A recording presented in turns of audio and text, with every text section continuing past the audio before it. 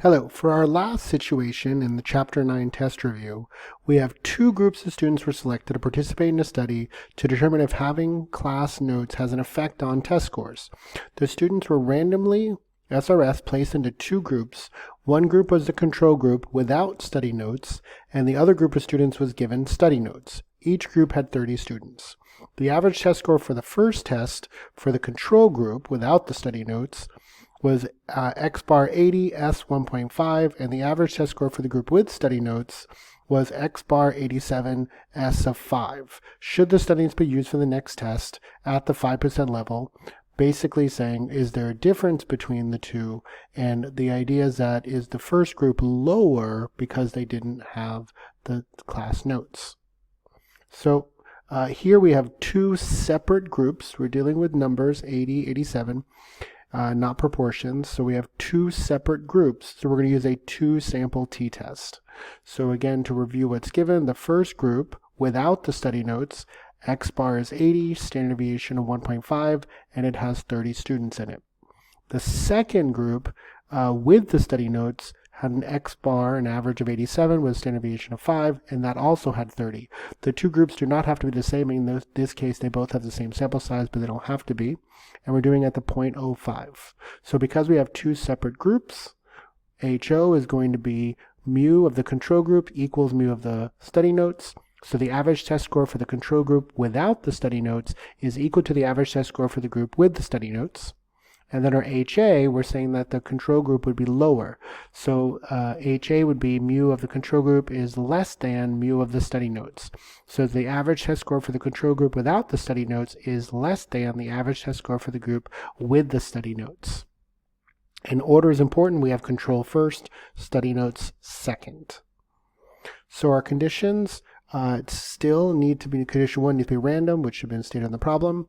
We assume the data is normal. Remember, we need 30. We do have 30 in each case, each group, so we're good there. And our population has to be greater than 10 times the sample size. So our population is all students taking the exam. That's greater than 10 times N1 plus N2, which is 30 plus 30 is 60. 60 times 10 is 600. Then to do our work, we have to find our SE.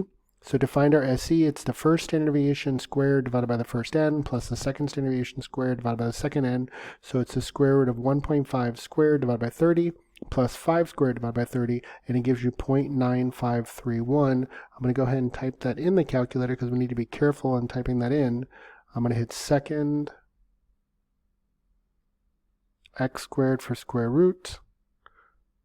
We have 1.5 squared divided by 30. So I'm going to put 1.5 squared divided by 30 plus 5 squared divided by 30. Press enter, and that's where we get our 0.9531 if we round it 4 decimal places. Make sure we practice that. Then to find our test statistic, it's x bar 1 minus x bar 2 divided by our SE. So it's 80 minus 87 divided by 0.9531, which gives us negative 7.34. Again, that's a very large number to the left, negative 7.34. So an area at negative 7.34 to the left of that would be a very, very small p-value, that little area right there. We can compare it to our critical value. So to find t star, we have 95%, and there are really two ways to find out what the degrees of freedom is because it's an estimate. You could take the smaller of the two ends and subtract 1, since they're both the same. 30 minus 1 is 29, and I'll go to the table to look at it. And again, it's an estimate. If you want to be a little more exact, you could take the two ends, add them, and get 30 plus 30 is 60, and then subtract 2, because there's 2, and look up 58. But either one is good. We're just using it as an estimate. So if we go to our table, 95 would be that 5%, and then we're going to go down to 29, and that gives us the 2.043. But again, if we also did 60 minus 2, which is 58, or even get close to that, and we chose here, if we went to 60, let's say 2.00. So either one, 2.0 2.043 or 2.0 would be fine because it's an estimate. And if we look at that, it can be positive or negative. In this case, since the test statistic is negative, we make that negative.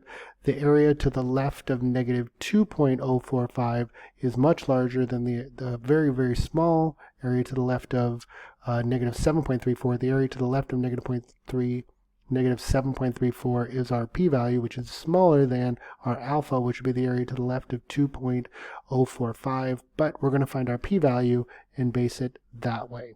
So we go to our calculator, and to find our p-value, we hit stat to the right for tests. We're going to do a 2-sample t-test because we have 2 different groups. This time we have stat, so we choose stats. The first group, which we put as the control group, that one has 80, is our x bar 1. Enter. The standard deviation is 1.5. And our first n is 30. Our second x bar is 87. Enter. Our second standard deviation is 5. Enter. And our second n is 30 as well. Then we get the question if it would be not equal to, less than, or greater than. This would be less than. The control group is lower than the study notes group, so we choose less than. Anytime we ask for a pool in this case, we're going to put no. We do not want them pooled together. We want to keep them separate. Then we can go to calculator draw. If you go to draw, it gives you a picture of it. Notice our test statistic is very close at negative 7.3447 with a p-value being essentially 0. If you want to know the exact p-value, we hit stat. Over to the right for tests. Choose test, 2-sample t-test number 4. But this time choose calculate versus choosing draw. So when you push enter on calculate, our p-value, it says 7.95572, but be careful, there's an e to the negative 9. That means move the decimal 9 places to the left, so it's 0.80799557. So our p-value is very, very, very small. So our p-value is essentially 0 at 0.00000000796, which is definitely smaller than our alpha of 0.05. Since our p-value is smaller, we reject HO. There is statistically significant evidence to reject HO. We conclude the average test score for the control group without the study notes is less than the average test score for the group with study notes. So we're concluding that if you do not have the study notes, your grade will be lower. Now remember, lower. We're comparing 2. So when I do the confidence interval, next, we're expecting lower. I'm expecting 2 negatives. If the first group was higher, I'd expect 2 positives. If we weren't sure, it'd be negative or positive. Could be lower, could be higher. So we're going to do our work for our confidence interval. By hand, it's x bar 1 minus x bar 2 plus or minus our t star times our SE. So we do 80 minus 87, which is negative 7, plus or minus the t star we're using is 2.045 times our SE of 0.9531. If I do the minus, we get negative 8.949. With the plus, we get negative 5.051. Notice that they're both negative because it's lower, and it's telling you lower by how much. We verify those numbers in the calculator. Since we're doing a 2-sample t-test, that is stat to the right. Since we did a 2-sample t-test, we're going to do a 2-sample t-interval. 2-sample t-interval is all the way down to number 0. Push enter.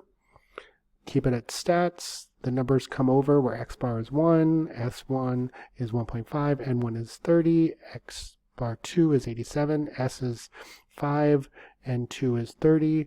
Our confidence level is 0.95. Double check that. Hit pooled is still no. Hit enter on calculate, and it comes very close to what we got in the calculator, but the same by hand. Negative 8.94, negative 5.06. So remember, what do the negatives mean? So when we write the sentence, we're going to interpret what they mean. So we are 95% confident the average test score for the control group without the study notes is between 5.06 to 8.94 points lower. So we're interpreting the negatives. We don't put the negative in the interpretation. The negatives mean lower than the average test for the group with the study notes. So if you do not have the study notes, your test will be lower, and it's going to be lower by 5.06 to 8.94 points. And then you have all of the step-by-step calculator in the review. Thank you.